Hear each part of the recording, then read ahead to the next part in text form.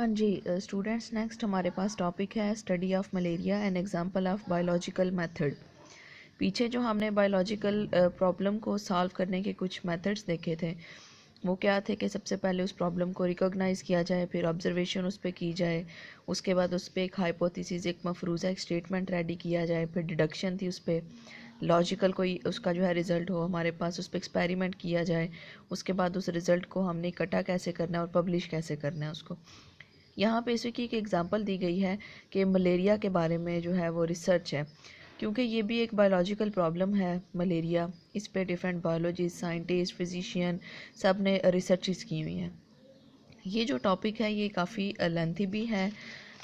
Maximum 2 से 3 pages का है। इसको आपने याद भी करना है, इसमें से शॉर्ट क्वेश्चन भी आते हैं, लेकिन ये ऐसे सीधा सीधा मतलब आपको याद नहीं हो सकता, ना आपने इसको याद करना है। जैसे यहाँ पे भी क्वेश्चन, दो लोगों की इसमें रिसर्चेस हैं, एक ए किंग है और दूसरा आर्मी फिजिशियन लेवरॉन है। इन्होंने अपनी ऑब्जर्वेशन इस पे जो है वो की थी और अपनी स्टेटमेंट उन्होंने इस पे दी हुई है, अपने एक्सपेरिमेंट उन्होंने दिए हुए हैं इस पे। तो उनके ही क्वेश्चन आपको आ सकते हैं, लेकिन इसको याद करने का जो सबसे बेस्ट मेथड है वो ये है कि आप इसको एक स्टोरी के तौर पे सुने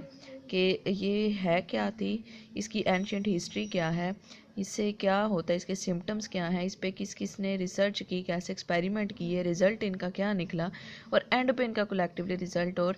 उसके बाद इसकी जो है वो क्योर, ट्रीटमेंट वगैरह क्या निकले। जब इसको आप एज अ स्टोरी सुनेंगे तो इसका क्या फ़ायदा होगा कि आपको एक तो ये आपके जहन में रह जाएगी, अगर इससे रिलेटेड कोई भी आपको क्वेश्चन आता है तो आप उसको ईजिली अटैम्प्ट कर सकते हैं और इसको आप खुद से भी लिख सकते हैं। इस टॉपिक में ऐसा रटे की कोई ज़रूरत नहीं है, ना आपने इसको वर्ड टू वर्ड करना है। आप इसको एक स्टोरी के तौर पे सुने और इसको अपने जहन में रखें, और इससे रिलेटेड अगर कोई भी क्वेश्चन आ जाए तो आप उसको अटैम्प्ट कर सकते हैं।